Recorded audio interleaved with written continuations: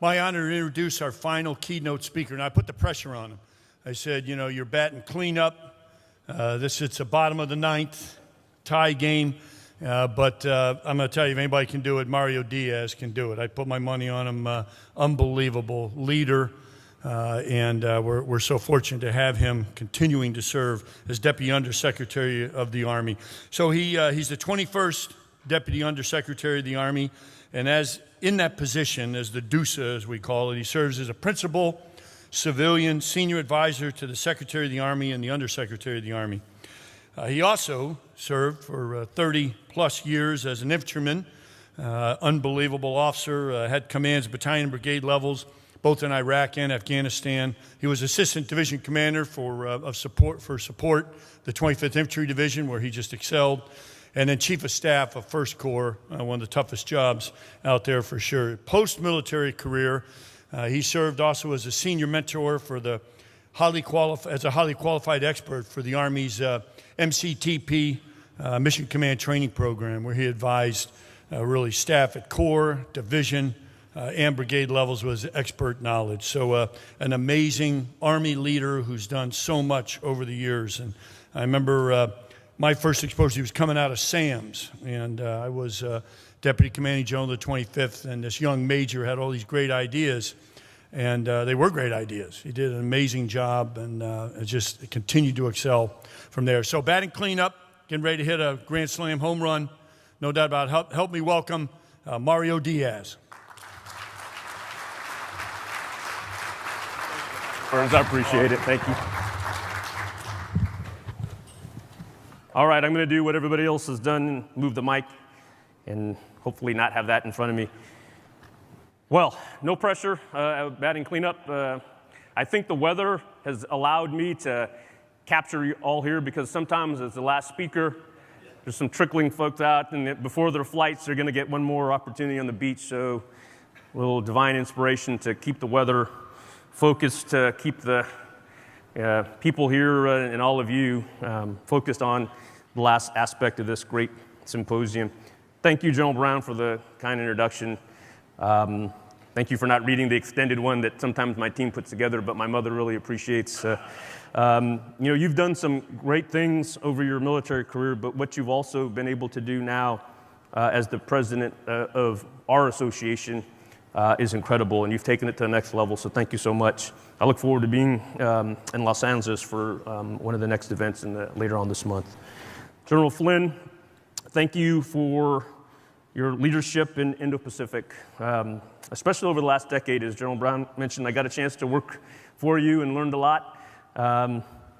When they said, you're going to go work for Charlie Flynn, he is an action figure that will get stuff going. I said, action figure? And yes, for the time where I was one of your deputies, you put us into action.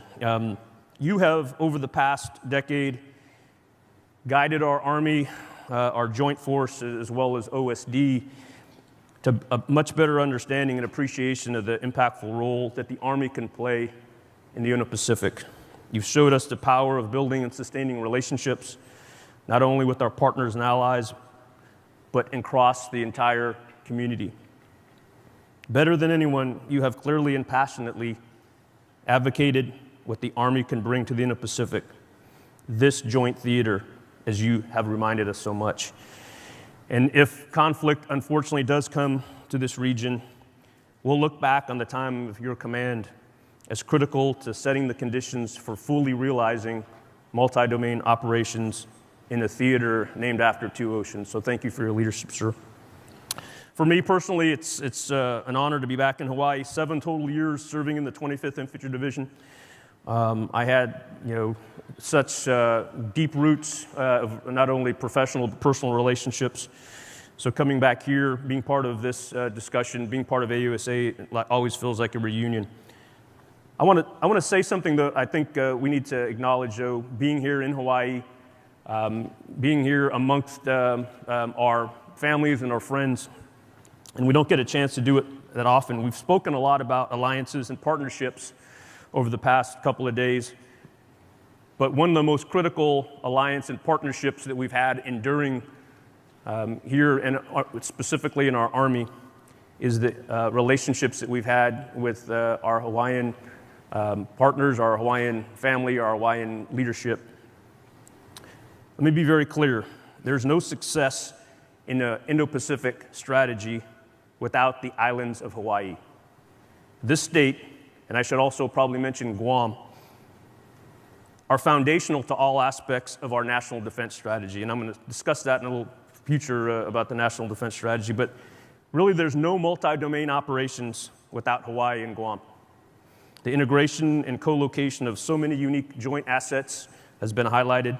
The realistic training and logistics capacity at scale that we can't replicate anywhere else. And the infrastructure, the communities, as I've addressed, that house and take care of our families.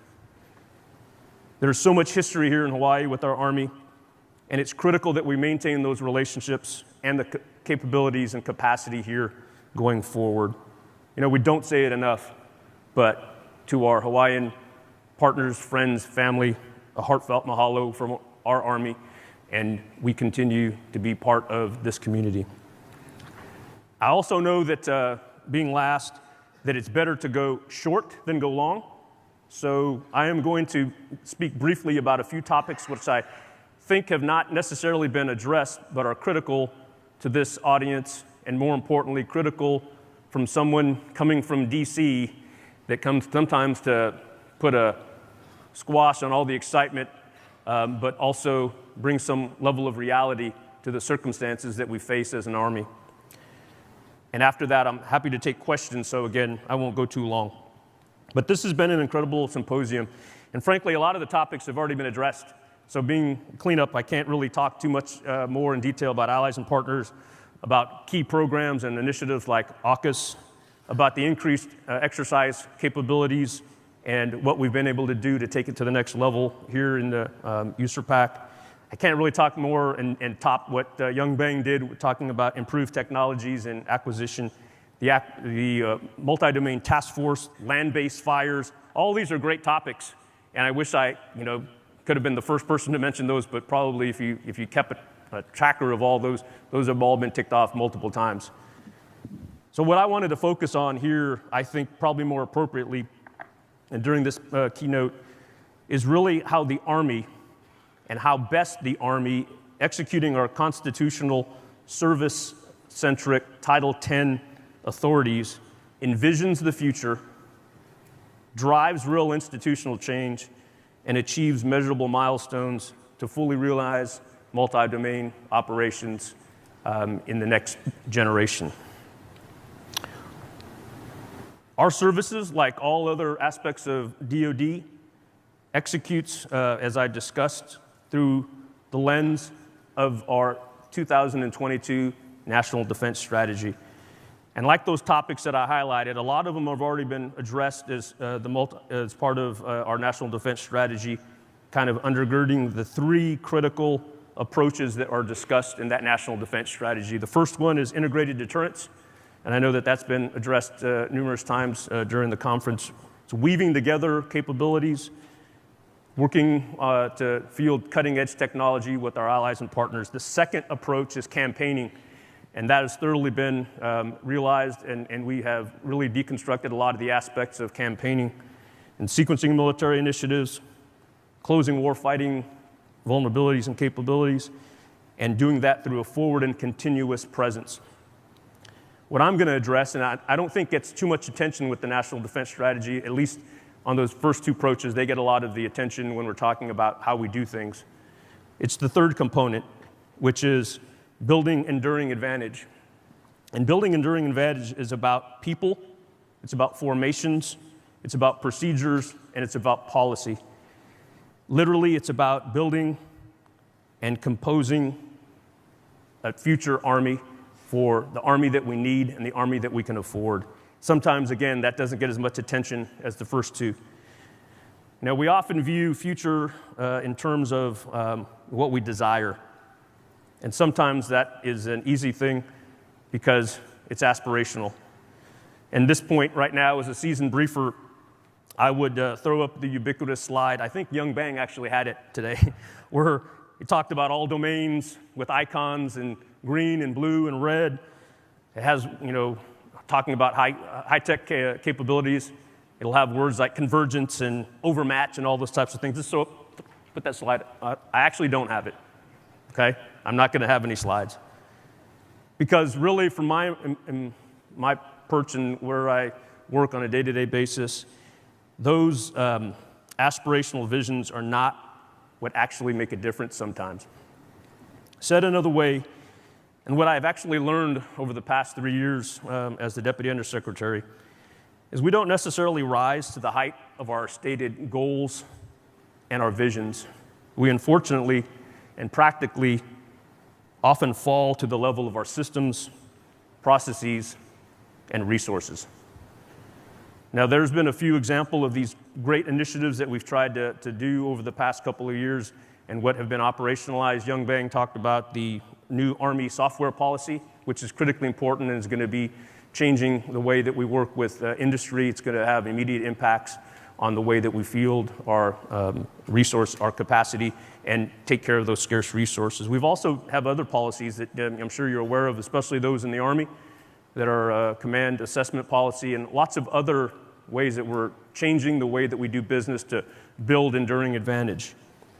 But I want to talk about something that is a little bit more practical to this group, I believe, and making sure that if we do this process correctly, or if we use it as an instructive way to talk about going forward, that we're going to be successful. And that process is something that we do in the Army called total Army analysis. You didn't think I'd bring that up, did you, sir? I know I can hear the hush of excitement when we start talking about total Army analysis. And those of you that know it by the 3 letters of TAA. What it does is it considers strategic guidance from DoD and others, and while integrating analysis from the threat perspective and other scenarios and Army doctrine, it helps build the Army of the future. And again, I know that a mundane, often beltway topic like TAA may not be exactly what you want to hear as your closing keynote, but make no mistake about it. It's 3-dimensional chess. It impacts much of our Army. It has second-order impacts on how our joint force uses our Army. I guess that's it, right? I'm done? Okay, sorry. But it also resonates in the halls of Congress. It impacts our workforce for generations. It's the definition, really, of building enduring advantage. So again, you're probably asking, did the Deucer really fly all the way to Hawaii to talk about total Army analysis? No. I came to be with family and friends. I came to make sure that we have the right representation here from our Army senior leaders. But I also wanted, again, like I said, bring some reality to the fact that what we want to do is be more than aspirational. We want to be good, and we need to be good for a sustained period of time to make sure that that aspect of what we do as an Army sets in. Instead of just talking about it and admiring it, we have to make sure that we set those long and enduring conditions for success. Now, we've made improvements over the past, I would say, a couple of years, and I think it's based on a lot of aspects of not just process and procedures, but personality, having the right leaders in the right place at echelon, from the theater Army down to our divisions, our relationships with our allies and partners, and making that be something that it's fire in the bottle when we catch it, and arguably even all the way up through our institutional Army and our senior leaders in uniform and in the civilian side. We have the right team together. But it's, like I said, a fire in the bottle, and if we don't institutionalize a lot of aspects of what we need to do, then we will miss this opportunity to make it stick, and we will slide back in certain areas. We must communicate more effectively, not just internally, but often, again, to OSD and our joint partners, to the other services, and I want to talk about that a little bit at the end as well. We need to do and have a better outreach and understanding to our combatant commands, to Congress, to industry, to academia, to the press. If we mess any of those up, we can lose this small momentum that we have and this feeling like the Army is finally getting what needs to be gotten, in not only in terms of our theaters, but in our industrial base and in working with our allies and partners to show measurable change across the globe. So while TAA considers a large amount of information from our forces, it's largely a top-down approach. And it is one of those procedures that takes and we measure in terms of success over the future years defense program, often multiple fight-ups that we not only plan and program, but implement the changes associated with TAA. But that's the way we make things go from the current state to the future state and do it in a way that's fully integrated. And again, if we mess any aspect of that up, we will have resourced a lot of capabilities in an area or with capacity that we don't necessarily need it anymore. So the analysis and the way that we do this is critically important. On the opposite end of the spectrum of this long-term approach to the way that we build an enduring advantage is really something that we have started doing and taking some bottom-up refinement from Indo-PACOM, from what we are seeing here in USERPAC, and it's a more rapid approach, and it's being dubbed now by the Chief of Staff of the Army as continuous transformation.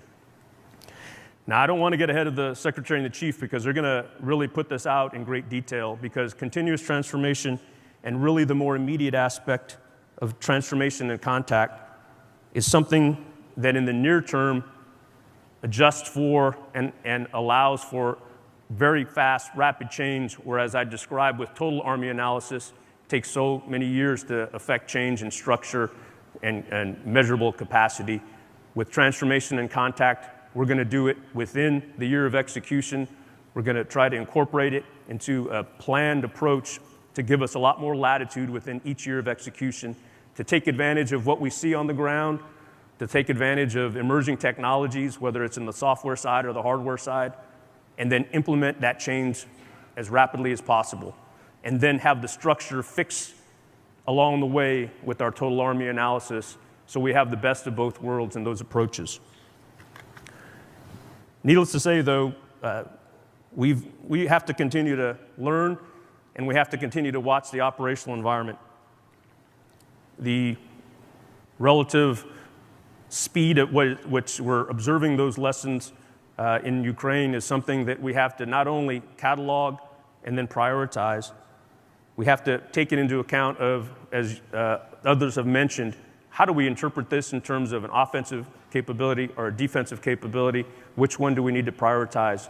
We're seeing what happens when a regular band of rebels, the Houthis, have been able to impose measurable cost on the global economy by threatening the trade routes through the SLOCs and also the Red Sea.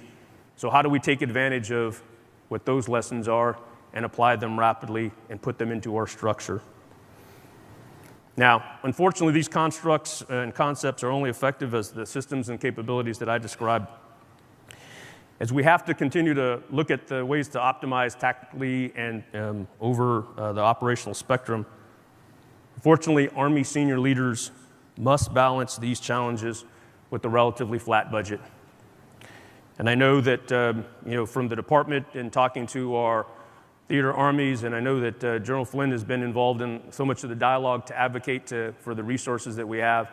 And thankfully, we've been able to prioritize this theater in a way that we haven't been in the past, but it's not necessarily 100% that we'd like to, but we'll continue to look at ways to do so, because there are seemingly endless requirements that the Army senior leaders have to simultaneously make tough decisions, accept prudent risk, and also work across various portfolios that don't necessarily directly correlate to warfighting capability or capacity, but nonetheless are expensive and require the proper resourcing. Those include in portfolios that we're all familiar with of recruiting and retaining talent, barracks maintenance and modernization, soldier pay, and others that the Army and society expects us to maintain and in some cases improve upon. So this reality of scarce resources is another thing that I've learned as a Deputy Undersecretary for 3 years. And again, I had no plan to do something like this. As the two gentlemen in the front row know, I'd much rather be sitting with all of you, again, with no hair goop in my hair, with a little bit closer haircut, wearing a uniform to try to make a difference. But sometimes, circumstances change and you have to go with the path you're given. But what I've learned over the past 3 years as a Deputy Undersecretary, which I didn't know, is that there's lots of people and organizations that seemingly think that they have the ability to tell you what to do with your money. So when we think we have $185.7 billion, the decision makers in the Army, you would think, get to allocate 100% of that. It doesn't work that way. And that's fine, that's our system, but it also is something that we have to fully appreciate, because those scarce resources, in a time when we have to really prioritize them ruthlessly, have to be judiciously applied, and they have to make a difference, otherwise we've wasted that opportunity. And unfortunately, the reality is that many of the concepts that we discussed here this week for multi-domain operations, just like it has in the past when we had air-land battle, and that was adjudicated and looked at to field as our operational construct in the Army of the 70s and 80s. Much of the concepts are debated, deconstructed, and decided upon, unfortunately, more in DC than they are downrange. So we have to be good, and we have to maintain that quality of our ability to make a difference in the areas where these decisions are being applied, and in the areas with the people that are making those decisions and what they value, not just, again, the passion of our future vision, but the cold reality of analytics and descriptions of what we're going to get with our capabilities and the capacity if we spend our scarce resources on them. One of the things, though, thankfully, is besides that cold analysis and the way we look at things sometimes inside the building of how is this going to provide a capability when measured against so many others, and believe me, we have great analytics to support a lot of that, but sometimes we don't always win those fights. What we can do and what we have done, and what's so important that we talked about here, is how we actually, through demonstration or through exercise or other activities, show these capabilities in real time. And when we do it in that manner, and we make sure that they're forward and that they're frequently executed as feasible and as much as we can resource them, with the full support of our allies and partners, then we have some more overmatch than sometimes just our analytics can't justify. So I would encourage the continued pace that we have had in this area. We're seeing Army capabilities in the joint force with our allies and partners in real time make a difference. When compared on the one side of the decision-making algorithm that is purely analytics and folks with big brains and great scenarios putting in place, and then beside that we say, but here's how we're actually doing these capabilities or executing these capabilities in mission sets, and that's very compelling. And it's been mentioned before, but what we're doing on the logistics over the shore capacity as we get ready to stab the beach in Gaza. The mid-range capability that we've seen being campaigning first in the Philippines and hopefully in other locations within the Indo-Pacific. The forward deployment, and if you haven't seen the demonstration by our MDTF describing how they're fusing open source information in a continuous presence with our partners in the Philippines, it's amazing. And those types of examples will continue to resonate. More importantly, it will help build trust, not just with allies and partners, but trust in the Pentagon. And sometimes trust in the Pentagon is the biggest coin of the realm that we can have besides analytics. So I think that it's important, before I transition to a couple of points at the end, is to really foot stomp about what we've been able to achieve with the group that's here, with the group that's continuing to do work in DC and everywhere in between. We've made measurable progress. We've earned and built trust. We have argued and advocated for our Army as part of the joint force and combined force to be ready and relevant. But it's fleeting, and we need to maintain our foot on the gas. So I would encourage you, and I would encourage the association to over-communicate these particular aspects, because it makes a difference, and it definitely is something that we could look back on as a critical period of time where, again, if we have to escalate to something greater than a level of combat in the Indo-Pacific, then all of the hard spade work, all of the analytics, all of the exercising will be worth it. So I'll end my comments today with some personal thoughts, and really they're first order questions, because I think it's important as we leave here today, what are we going to take with us as challenges, but also areas where we need to kind of sharpen our sword a little bit more and work on those particular aspects that will get us ready to continue the challenging and working environment that we have to be a part of. So if we don't do these thinking, again, we'll probably come back next year and have to ask these questions again. So if I get invited back, I'll say, where did we stand? Or if not, if I'm sitting back with you, I'll go, well, they didn't answer my question, so it's okay. First, as a member of the Joint Force, the Army, I believe, should conduct more deliberate and frequent planning with the U.S. Air Force. And sir, it was great having you here today in your capacity. The Army has to, though, I think, really reconcile and work with the Air Force at the micro level with the staffs and with the planners to deconstruct and figure out what our role is going to be as part of the Air Force's Agile Combat Employment concept. I think we've talked around it, and hopefully, sir, there's been some dialogue here in the Indo-Pacific, but we need to make sure it's elevated at the strategic level within the services, talking Army to Air Force talks, and make it something that we focus on, because it will no doubt have impacts on force design, doctrine, training, and equipping. So what will that unit of action look like that works with the Air Force as part of the Agile Combat Employment? Is it an MDTF with some extended and improved ground maneuver and air defense capabilities? I think the Army, as we always do, will be able to task organize accordingly to get the right fit. But I would argue that if we have to do that in crisis, it's too late. If we have to get that formation fully integrated with the capability that we need to answer that question now, and we need to put a lot of rigor into it to make sure that we come to consensus with our partners in the Air Force, and arguably with our entire joint force, because it is going to be something that will require a lot more than just vision boards and good slides. It's going to require a lot of hard work, it's going to require compromise, and it's going to require us to fight together at scale that we haven't done in a multi-domain capacity in a long, long time. Secondly, where is the Army going to need a sustained ground combat capability? No kidding. Not talking esoterically, but definitively on a map. Where is the Army going to need to, and at the right time, if our senior decision makers make the call, to make a line in the sand?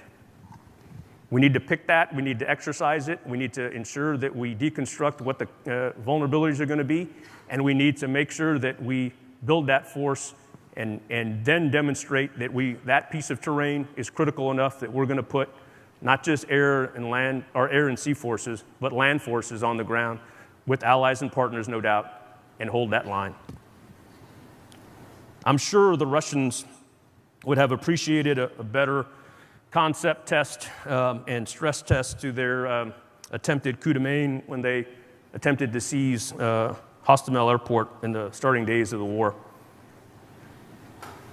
I don't want to learn those same lessons, and I know none of us do. So we need to figure out if it's going to be important enough to put ground forces in a sustained fight in the Indo-Pacific, where that's going to be and what we need to be able to do for a sustained period of time. And I know sometimes that doesn't get the attention that needs to, but we're being professionally incompetent if we don't do that, my belief. Lastly, We must have the internal dialogue and the vigorous debate now on how the advancement of artificial intelligence and machine learning is going to have and impact multi-domain battle. I choose that word very clearly, battle, to differentiate it between multi-domain operations, to emphasize the human component of battle. As we're assessing right now the relative combat value of targeting capabilities that will be no doubt increased by the usage of AIs, not only modeling, but in particular discrete programs that are out there that I'm sure that we're looking at and evaluating in real time. But is there a difference when we apply those models in a defensive construct? So when we're using them tied to the integrated air missile defense or counter UAS, can we ratchet the modeling for speed over other aspects of the targeting criteria discrimination that we would have? Or, more importantly, in an offensive mode, when we butt up against the line of what is really acceptable morally for humankind and the constructs that we've had in the past. I think if we don't do that, and I'm not talking about any particular region right now, but those types of activities are being executed now, and if we're not learning and then applying them to our own moral and decision-making process as United States with our allies and partners and similar, if not equal, moral constructs, we have to, again, spend the time to do that. We do not want to do that in contact. And it's not a now problem necessarily, but it's a definite soon problem. And we have to really put our arms and our rigor of work on that. There's a couple of other areas that we can maybe address during Q&A, particularly Army's role and the usage of space-based assets, which I think is critically important as part of the multi-domain operational construct. Electronic warfare definitely needs to be something that we are asking hard questions about and ensuring that we are not just having, again, fancy visions, but putting the hard work and rigor of what those formations need to look like. And happy to address those if necessary or if possible in Q&A. But I know I said I was going to be short, so I'm going to say the ending and cut off a couple pages here. And go right to the heart of this. And by just on behalf of the Secretary of the Army, the Chief of Staff of the Army senior leaders, I just want to laud what you do here and what you've been able to accomplish. General Brown says every time, best conference ever. And I think by the topics, by the attendance with our joint partners and our allies, our friends and partners in academia and industry, this is clearly the best conference ever. But we need to then take this energy and go forward. There are lots of challenges, as I highlighted, fraught with risk, and balancing out the uncertainty is something that we can't necessarily 100% agree. But the Army, again, bias for 30 plus years, does it in a way with our joint forces. In now for the Army, over 249 years we've been doing it for our nation. We have been doing it when our nation has in some ways not properly resourced us or when they've resourced us as necessary. We sometimes don't have the luxury of knowing which one we're going to get because our loyalty is to the Constitution and to our people, and we need to continue to stay focused on that. So I just want to say thank you for what you do. If you're currently in the Army, it's still my tribe, and I'm still part of the team, and I look forward to being part of it for the rest of my life. For those of you that continue to be part of this discussion, thank you. It is an honor to work these tough challenges with you, and it's more importantly an honor to work it collectively across the allies and partners, the industry leadership, much of whom all of you have probably served and continue to serve in some capacity. And then I want to make sure that we have a better connection with our population, including academia. If we don't, we're going to miss our opportunities to be the best we can be. So thank you very much. I look forward to your questions.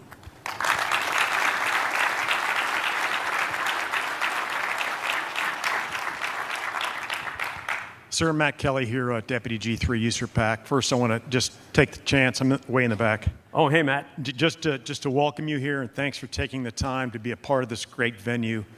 And as the guy that turned over the guide on to you for the gimlets, I say, bore, brother, bore. So thanks for being here. Bore, brother, bore, Matt. Good to see you. Sir, my question revolves around the funding of campaigning in the Pacific.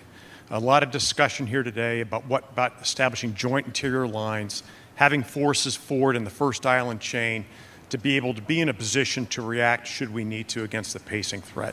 We've been challenged to get the resources that we need to have an optimal force forward.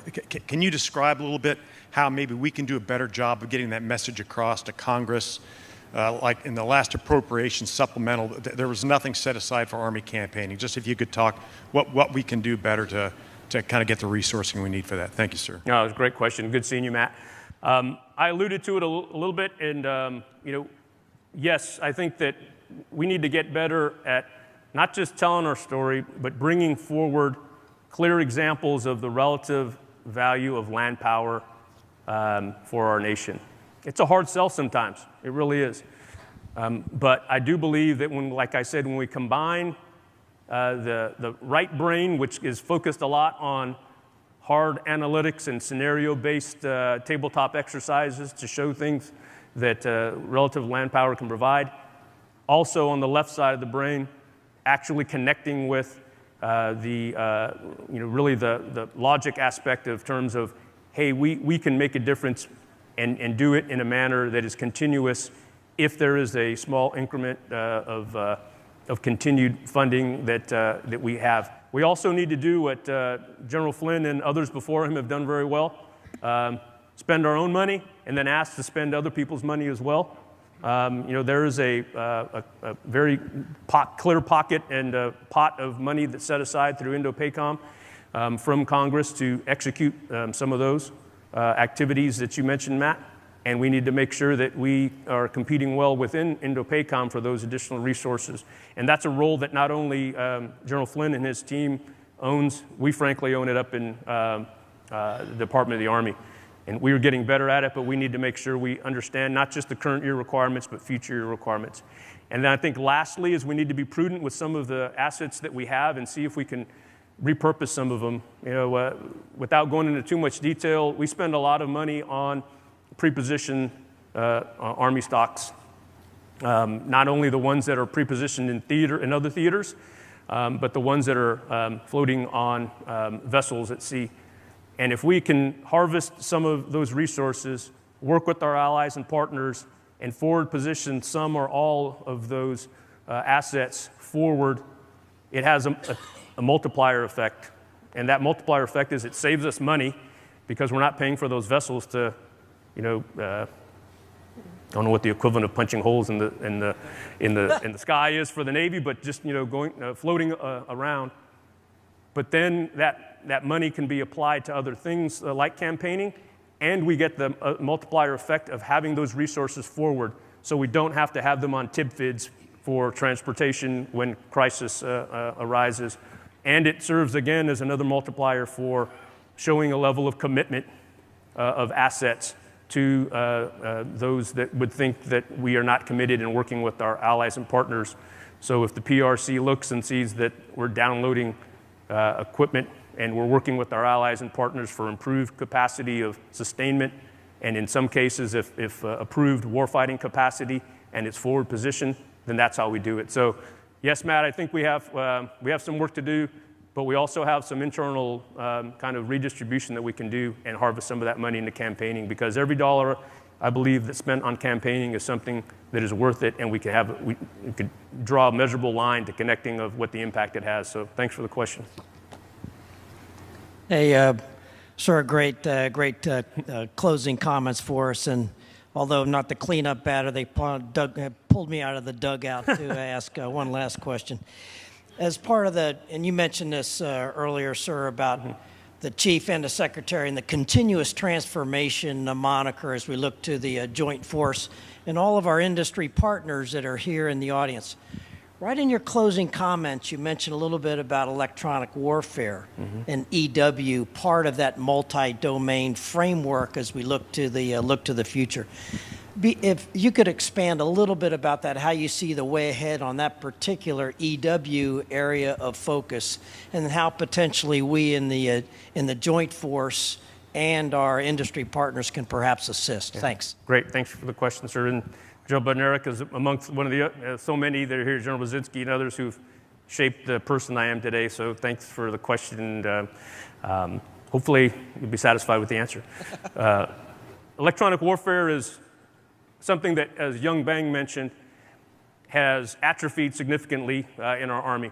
And it, for rightly or wrongly, over the past 20 plus years, because of our focus on the global war on terror, those assets were very narrowly defined on what we needed for counter IED or other types of capabilities to protect and in some ways use as an offensive means in the joint world. But on the ground, it was not something that we significantly invested on.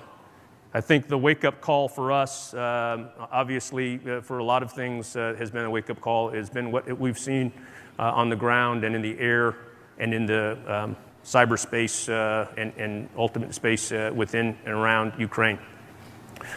Not a secret, because it's been out there publicly in the open press, but I think the Russians did the same thing themselves. I think they neglected and forgot about it for the first part of their fighting. And we know that because after, and I spoke about their failed attempt to seize the airfield in the initial days of the campaign in Kyiv in particular, but the forces that the Ukrainians expelled and that they pushed out and had to evac back to Russia, they left a significant amount of combat power, and one of the things that they left was a significantly capable electronic warfare vehicle that we've been able to use and deconstruct, and it's something out there that probably should have been secured first and taken back, but thankfully we were able to exploit that. What that taught us is that the Russians are not as necessarily focused on it, or haven't been, but they are going through a quick learning curve, and now their capacity is ramped back up to where they're the same that they have been. What we're doing about it in the Army, I think, is critically important, and we have to do it in the construct that I described.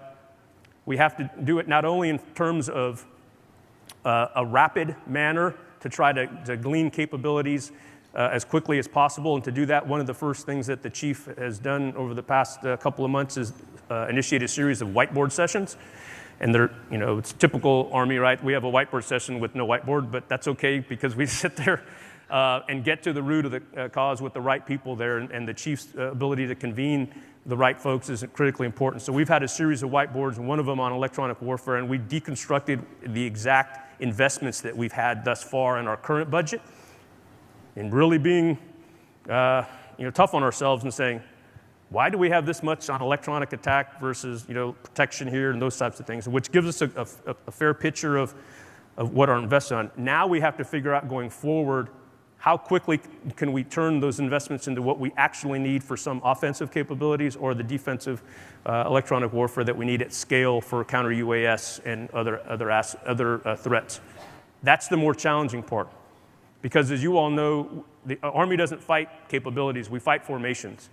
And to build formations, whether it's as part of a headquarters and giving electronic warfare assets increased resources and standing up formations at theater armies or maybe standalone battalions or brigades, takes time to do. And we need to be able to match both the fast, rapid reprioritization of the electronic warfare investments in our portfolio with standing up forces to do and execute those missions. And that's hard because that's a trade space that lots of times, as I addressed, there's a lot of equities. So if we want to have electronic warfare battalions or batteries, however we want to term them, where are we taking that investment from? Are we going to take it from our Compo 1, our active brigade combat teams? Are we going to take it from our Compo 2 National Guard or Compo 3 reserve capacity? All of those trade spaces are very critical. And I would argue we have the same challenge with space. Army space-based formations as consumers of space requirements is something that we have to fully flesh out and make sure that we make those investments in those formations and then where are those cost saving measures, and how are we going to recomp or recoup some of the assets to make those? Because we'd love to continue to grow, but we haven't even talked about the talent and the recruiting side. We need to maintain pressure on that because we can't grow all these capabilities without increasing our Army talent base. So that, to me, is something that we need to look at from both ends that I mentioned. From the bottom up, quickly applying and reprioritizing the electronic warfare portfolio, and then building the necessary formations so we can get them in our theater armies, get them in our corps and divisions, and then start making sure that we know how to fight them appropriately. And that will be for a generation of leaders that are currently in the room, and probably more importantly, the next generation that's coming up, understanding how to fight electronic warfare. But it's starting with the things like the whiteboard that's, thank you, sir. Sir, great discussion. Thank you for being here today. Please give Mr. Diaz a big round of applause. Appreciate it.